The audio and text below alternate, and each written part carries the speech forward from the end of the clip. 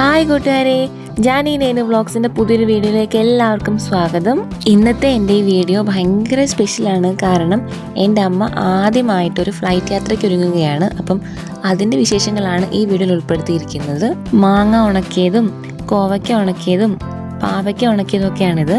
5 kilo പാവയ്ക്ക മേടിച്ച് കഴുകി നല്ല വൃത്തിയാക്കി അരിഞ്ഞ് ഉണക്കിയെടുത്താണ്. ഇപ്പം ഇത് 1/2 കിലോയേ ഉള്ളൂ. പിന്നെ ഇത് തേങ്ങ തിരിങ്ങിയിട്ട് വെയിലത്ത് വെച്ച് ഉണക്കിയെടുത്തതാണ്. അമ്മ പോകുന്ന സ്ഥലം ന്യൂസിലൻഡാണ്. അവിടെ എൻ്റെ ആങ്ങളെയും നാത്തൂനും കുഞ്ഞുമൊക്കെ ഉണ്ട്. അപ്പം അവരുടെ അടുത്തേക്ക് 6 മാസത്തേക്ക് വിസിറ്റിങ്ങിന് പോവുകയാണ്. പിന്നെ ഈ ന്യൂസിലൻഡിലേക്ക് നമുക്ക് ഒരു സാധനവും പച്ചയ്ക്ക് കൊണ്ടുപോകാൻ പറ്റത്തില്ല. ഇപ്പം മാങ്ങയാണെങ്കിലും എന്ത് സാധനമാണെങ്കിലും നമുക്ക് ഉണക്കി കൊണ്ടുപോകാൻ പറ്റത്തുള്ളൂ. അതുകൊണ്ടാണ് ഇപ്പം പാവയ്ക്കയും മാങ്ങയും കോവയ്ക്കയൊക്കെ ഉണക്കിയെടുത്തേക്കുന്നത്. ഇനി ചമ്മന്തിപ്പൊടി തയ്യാറാക്കാനായിട്ട് തേങ്ങ വറുക്കുകയാണ്. അപ്പം തേങ്ങയും കൊച്ചുള്ളിയും ഇഞ്ചിയും കൂടെ ഇട്ട് ആദ്യം ഒന്ന് മൂപ്പിച്ചെടുത്തു. അതിന് ശേഷമാണ് അതിലേക്ക് വറ്റൽമുളകും കറിവേപ്പിലയും ചേർത്തത്.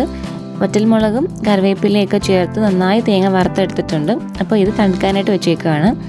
ഇനി അതിലേക്ക് ചേർക്കാനായിട്ട് കൊഞ്ച് വേണം. അപ്പം അങ്ങനെ ഉണക്കക്കൊഞ്ച് ചൂടാക്കിയിട്ട് അതിൻ്റെ തോടൊക്കെ കളഞ്ഞെടുക്കുകയാണ്. അപ്പം ഇങ്ങനെ ആക്കുമ്പം അതിൻ്റെ കൊമ്പും തോടും അതുപോലെ മണ്ണൊക്കെ ഉണ്ടെങ്കിൽ അതൊക്കെ നമുക്ക് പാറ്റിക്കളയാൻ പറ്റും. തേങ്ങ വറുത്തപ്പം വറ്റൽമുളക് പിന്നെയാണ് ചേർത്തത്. കാരണം ആദ്യമേ ഇട്ടാൽ മുളക് കരിഞ്ഞു പോകും. അപ്പോൾ പിന്നെ ചമ്മന്തിപ്പൊടിക്ക് കുറച്ചുകൂടി കറുപ്പ് കളറാകും എന്ന് കരുതിയിട്ടാണ് മുളക് താമസിച്ചിട്ടത്.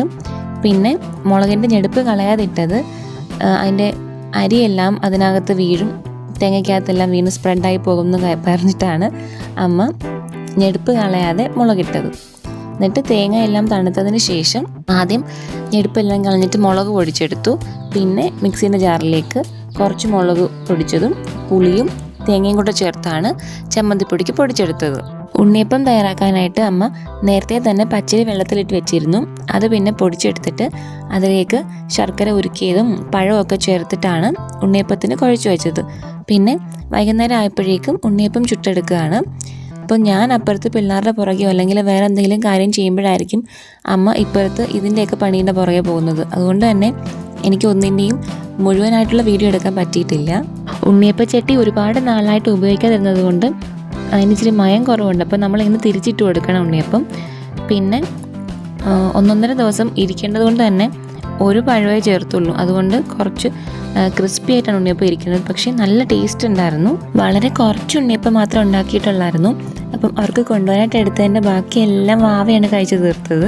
അങ്ങനെ കൊണ്ടുപോകാനുള്ള സാധനങ്ങളൊക്കെ ഒരുവിധമൊക്കെ പാക്ക് ചെയ്ത് വെച്ചിട്ടുണ്ട്.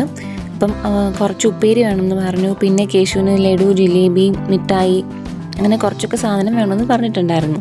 അപ്പം അതൊക്കെ എടുത്ത് വെച്ചേക്കാണ്. ഇത് തലേനായിട്ട് ഓൺലൈനിൽ ഓർഡർ ചെയ്തതാണ്. പിന്നെ അവൾക്ക് ചിക്കൻ കറിയൊക്കെ വെക്കാനായിട്ട് വലിയൊരു പാത്രം വേണമെന്ന് പറഞ്ഞു.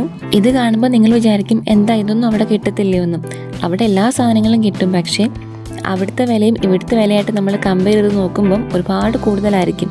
അപ്പോൾ അതുകൊണ്ടാണ് ഇവിടെ നിന്നെല്ലാം മേടിച്ചുകൊണ്ട് പോകുന്നതിൻ്റെ തലേ ദിവസം പെട്ടിയൊക്കെ പാക്ക് ചെയ്യണം. നമുക്ക് ആകെ കൊണ്ടുപോകാൻ പറ്റുന്ന വെയിറ്റ് എന്ന് പറഞ്ഞാൽ 42 കിലോ ആണ്. 42 കിലോയ്ക്കകത്ത് 9 കിലോ പെട്ടിയുടെ വെയിറ്റ് ഉണ്ട്. അപ്പോൾ അതിൻ്റെ ബാക്കി സാധനങ്ങളെ കൊണ്ടുപോകാൻ പറ്റത്തുള്ളൂ. അപ്പോൾ എടുത്തു വെച്ചപ്പം ഒരുപാട് സാധനങ്ങളുണ്ട്. ഇതെല്ലാം കൊണ്ടുപോകേണ്ടതാണ്. മുളക് പൊടി, മല്ലിപ്പൊടി, മസാലപ്പൊടി, പിന്നെ ഉപ്പേരി അങ്ങനത്തെ സാധനങ്ങളെല്ലാം നമ്മൾ എടുത്തു വെച്ചിട്ടുണ്ട്. അപ്പം കഴിക്കുന്ന സാധനങ്ങളൊക്കെ ഒരെണ്ണത്തിലും അല്ലാത്ത സാധനങ്ങൾ വേറെ വെക്കാമെന്നാണ് വിചാരിച്ചത്. പക്ഷേ വെച്ച് വന്നപ്പോൾ കഴിക്കുന്ന സാധനങ്ങൾ മാത്രമേ ഉള്ളൂ. ഇതിപ്പോൾ അമ്മ പോകാനായിട്ടെല്ലാം റെഡിയായിട്ട് നിൽക്കുകയാണ്. അമ്മ ആദ്യമായിട്ടാണ് ചുരിദാർ ഇടുന്നത്, ഷൂസ് ഇടുന്നത്. അതിൻ്റെയൊക്കെ ഒരു എക്സൈറ്റ്മെൻറ്റ് നിൽക്കുകയാണ്. ഡിസംബർ 2-ാം തീയതി 4 മണിയൊക്കെ ആയപ്പോഴാണ് വീട്ടിൽ നിന്ന് പോകാനായിട്ട് ഇറങ്ങുന്നത്. അപ്പം അമ്മ യാത്ര അയക്കാനായിട്ട് എല്ലാവരും ഇങ്ങനെ നിൽക്കുകയാണ്. അമ്മയ്ക്ക് ഭയങ്കര സങ്കടമാണ് കേട്ടോ പോകാനായിട്ട്. കാരണം അമ്മ ഇങ്ങനെ അപ്പുറം ഇപ്പുറം എല്ലാം പാറി പറന്ന് നടക്കുന്നതാണ്. വൈകുന്നേരം ആകുമ്പം എല്ലായിടത്തും പോയി സംസാരിച്ച് അങ്ങനെയൊക്കെ ഇരിക്കുന്നതുകൊണ്ട് തന്നെ എല്ലാവർക്കും വിഷമമാണ് അമ്മ പോകുന്നതിന്. നെടുമ്പാശ്ശേരി എയർപോർട്ടിൽ നിന്നായിരുന്നു അമ്മ പോയത്. അപ്പം 12:30-ക്കാണ് ഫ്ലൈറ്റ്. അതായത് ഡിസംബർ 3-ാം തീയതി വെളുപ്പിനെ 12:30-ക്കാണ് ഫ്ലൈറ്റ്. അപ്പം അവർ 3 മണിക്കൂർ മുന്നേ എയർപോർട്ടിനകത്ത് കയറി ചെക്കിംഗ് ഒക്കെ ചെയ്തു. അവിടെ ഇങ്ങനെ വെയിറ്റ് ചെയ്യാണ്. വീൽ ചെയർ പറഞ്ഞിട്ടുണ്ടായിരുന്നു. കാരണം എനിക്ക് കാലുവേദന ഉള്ളതുകൊണ്ട് ഒരുപാട് നേരം നടക്കണ്ടെന്ന് കരുതിയിട്ട് വീൽ ചെയർ അസിസ്റ്റൻസ് പറഞ്ഞിട്ടുണ്ട്. അപ്പോൾ അതിനായിട്ട് വെയിറ്റ് ചെയ്തിരിക്കുമായിരുന്നു. ആദ്യമായിട്ട് പോകുന്നതുകൊണ്ട് തന്നെ അമ്മയ്ക്ക് ഭയങ്കര ടെൻഷനാണ്.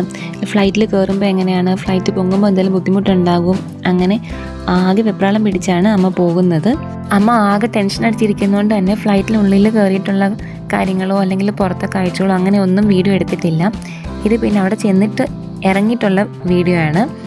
അപ്പം 1 വർഷമായി ഇവർ പോയിട്ട്. അപ്പോൾ അത് കഴിഞ്ഞിട്ട് അമ്മയെ കാണുന്നതുകൊണ്ട് തന്നെ കേശുമോൻ ഓടി വന്ന് അമ്മയെ കെട്ടിപ്പിടിച്ചു. അവന് ഭയങ്കര സന്തോഷമായിരുന്നു.